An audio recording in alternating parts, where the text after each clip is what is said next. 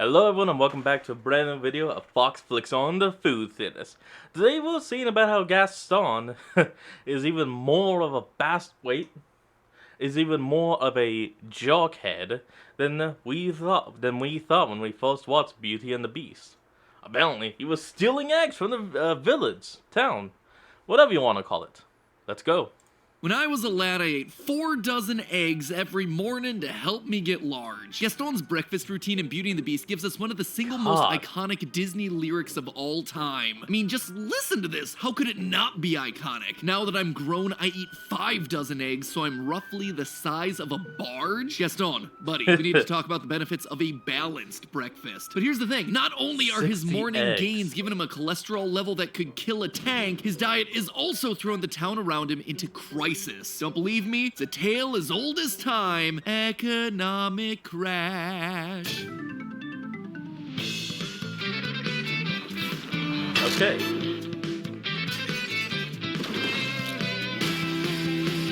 Looks like I need to turn this down to the tab. Hold on. Hello, Internet. Welcome to Food Theory, the show that never counts its chickens before they hatch. Today, we're revisiting the Disney classic that just keeps on giving us film and food theories, Beauty and the Beast. The story that likely needs no introduction. A smart rural French girl wishes for more in her life, winds up in a cursed castle with talking toilets and an extra hairy prince, singing and Stockholm Syndrome ensue. But it's the drama going on outside of the Beast's castle that I want to focus on today. You see, Belle's constantly being pursued by the village hunk Gaston, a man who believes that a woman's place is cooking in the kitchen and not reading books. At this point, it's pretty clear who the bad guy's meant to be, and who says that movies weren't woke back in the 90s. Outside of that one character trait, though, when push comes to shove, Gaston's really not as bad as the movie makes him out to be. When he learns that Belle is trapped in a castle imprisoned by a giant hulking beast, he gathers up the villagers. He also frames the beast as a menace, just because he's big, he's hairy, he has horns and sharp teeth. So immediately he's like, we need to kill the beast. And can you blame him? His intended fiancée just got abducted by the giant honey badger that lives out in the woods on the outskirts of town. Correction. Belle traded places with her incaptured father.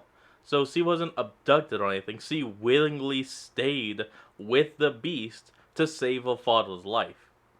I mean, come on, man. I know it's a theory and all, but get your facts at least a little, right? Come on.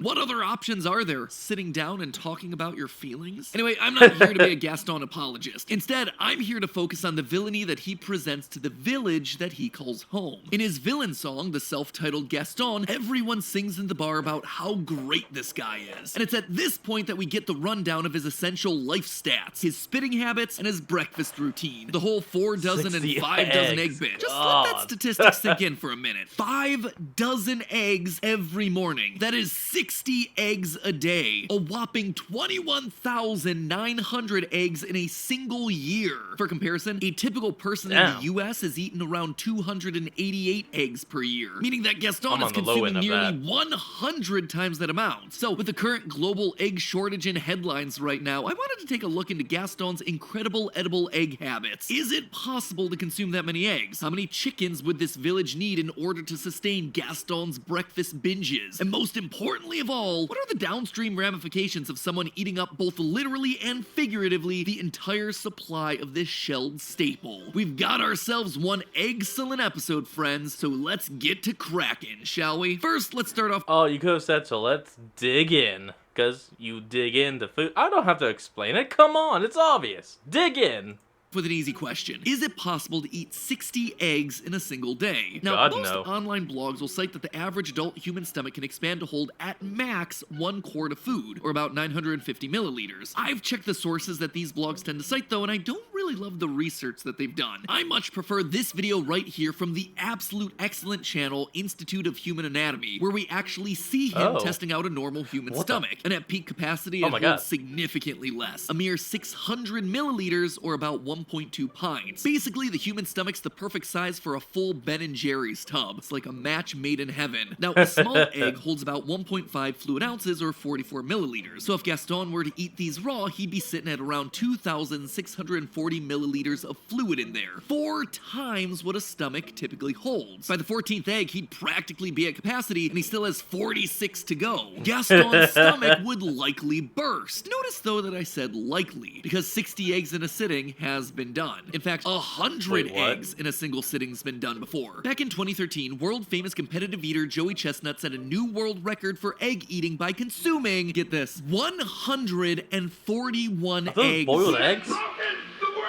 Even crazier, Joey did it in 8 minutes. So while every bone in my body wants to say that Gaston would be dead before the movie even begins, maybe this barge of a man comes with an extra large fuel tank. Is that right terminology there? What do you call the gas tank of a barge? Large boat fuel tank. Oil tank. Yeah, that makes sense. It wasn't that far off. So let's just say that Gaston has himself an above-average stomach. But if he could eat that many eggs, can we calculate the number of chickens required to fulfill Gaston's insatiable appetite? As we see in the movie, the chickens seem to roam freely around the village. So, doing some quick research, a modern chicken in a backyard environment can lay 4 eggs a week on average, or about 208 eggs in a year. To supply Gaston with nearly 22,000 eggs in a single year, you're talking about 105 chickens performing at peak capacity. Simple, right? This is like the easiest food theory that I've done all year. I mean, that not should so be fast. As I've learned from a decade of doing these theories, it is never that easy. The egg production varies from breed to breed, so we need to know what type of chicken is laying these eggs in the first place. In other words, we need to figure out the geographic location for this poor provincial town.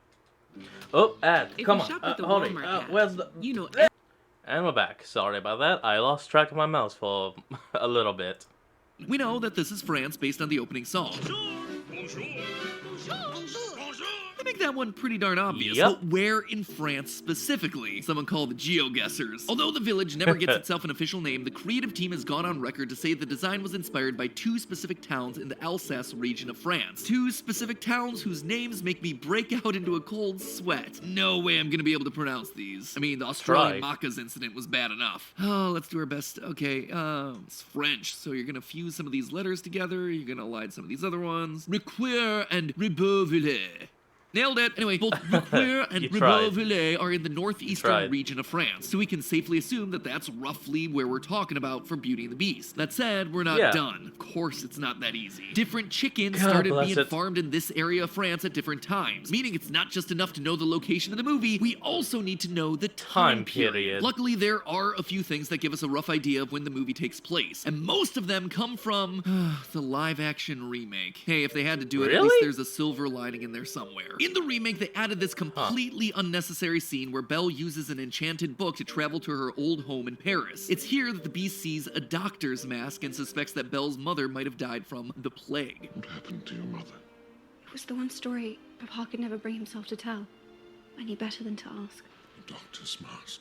Plague. This is most likely referring to the Plague of Provence, which took place between 1720 and 1722. In this scene, we see Belle as a baby. Now, according to the animation supervisor for the original movie, Belle is in her 20s when the movie takes place. Therefore, the events of this film must happen sometime around 1740. This also lines up nicely with when the original fairy tale the movie's based on was published, 1740. We also know for a fact that the movie had to have happened before 1789. That marked the beginning of the French Revolution, a time when most of the French nobility had fled France in fear for their lives. But the final piece of evidence that really cements this as the mid-1700s is Cogsworth's tour of the castle. It's here that he draws Belle's attention to the ceiling as... This is yet another example of the late neoclassic Baroque period. We hear it mentioned again in the Christmas special when the decorator Angelique calls the place... This Baroque atrocity. Baroque architecture was characterized by its ornate detail, lots of rich, heavy designs with arcs and curves and marble. So him calling it a Baroque atrocity tells us that the castle has gone out of date. And wouldn't you know it, but the Baroque style lasted in Europe from the early 17th century and really started to fade in popularity by the 1750s, perfectly matching our rough estimate of 1740 as the date for this movie. Why were we talking about the history of European architecture again? Oh yeah, chickens. That's right. Chickens! Lost track for a second there. This one's going in all different directions. So knowing the history of Baroque architecture in the northeastern provinces of France is going to help us narrow down our chicken breeds and egg production rates. How ridiculous is that? If this channel does not deserve a subscription from you, I don't know what does. Seriously, who else is going to such absurd lengths to get these answers? Although they're answers that no one asked for in the first place, so I guess we only have ourselves to blame. So the first thing that I wanted to do was to see if there were any chickens that had a similar look to the design of the chickens that we see in the movie itself. See, right here in the opening song, we get these brownish red chickens. Those didn't exist in France during the 1740s. Most brown chickens, such as the Rhode Island red chicken and red leghorn, only came around in the 1800s and onwards, a whole century after the events of the movie. So now you can understand why it was so important for us to analyze the architecture of the castle. So since the chickens that we see in the movie are just clearly meant to be stand-in generic chickens and not historically accurate, I narrowed our field down to 3 ancient French breeds of egg-laying chicken that predate the mid-18th century. Could you really call them ancient? It's only like 300 years. That gave me the Houdin, the Brest Gallois, and the La Flèche. These chickens lay an average of 3 eggs per week between March and October. But yet again, it's not as simple as that. You see, egg-laying stats like these are based on modern data with a modern understanding of how chickens produce eggs. Hey, nowadays, farmers understand that a chicken's egg cycle relies on sunlight. A chicken needs approximately 14 hours of daylight to stimulate the pituitary gland so its ovaries release an egg. This means that in the winter, when the sun isn't out for as long, chickens produce fewer eggs. Modern farmers can simulate sunlight in order for their chickens to meet that 14-hour requirement, but in the 18th century, they didn't have that level of sophistication. No, this tells us that annual total egg production back then would have been less. If we look at a single chicken, it would lay 3 eggs a week from March to October, thereby giving us 96 eggs. Then, if we look at how daylight reduces to 8 hours in the other months, egg production slows down to 2 eggs per week, or 32 eggs between November and February. In short, one chicken in this provincial town is laying 128 eggs per year. And this is all assuming that the chickens are in their prime egg-laying years and that no one's getting eaten by those evil wolves that just so happen to live on the outskirts of town. Those things are legitimately the scariest part of this movie. If Gaston really wants a beast to kill, he should just go after those guys. So with all this information gathered, the grand total of chickens needed to satisfy Gaston's protein fix is... The hell is that? What? Oh, hey! Okay, we're back.